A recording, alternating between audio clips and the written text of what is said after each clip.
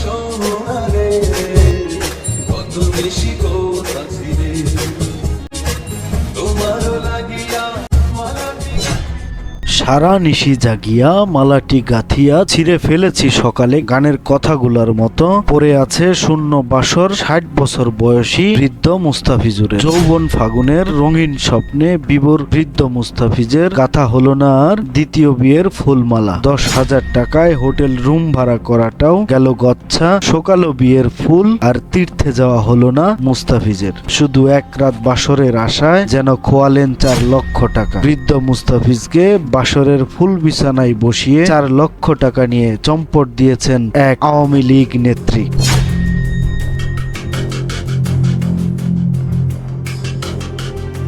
এমন চাঞ্চল্যকর ঘটনা ঘটেছে রাজশাহীতে। বিয়ের পর ফুলসজ্জার আগে দেনমোহরের টাকা নিয়ে পালানোর অভিযোগ উঠেছে রাজশাহী মহিলা যুবলীগ নেত্রী তামান্না আক্তার ফেন্সির বিরুদ্ধে। এমনকি বিয়ের ৪ দিনের মাথায় স্বামীকে তালাকও দিয়েছেন এই মহিলা লীগ নেত্রী। দেশের জনপ্রিয় কয়েকটি গণমাধ্যমে উঠে আসে এই আওয়ামী লীগ নেত্রীর প্রতারণার খবর।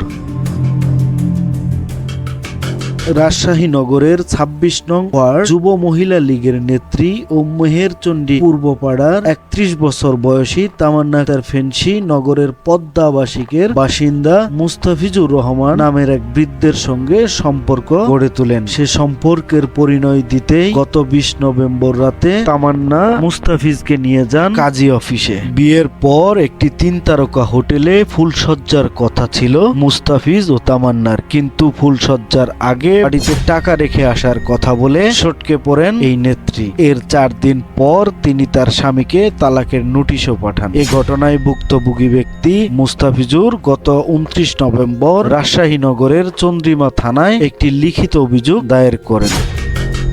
সময়ের কলম, নিউজ ডেস্ক।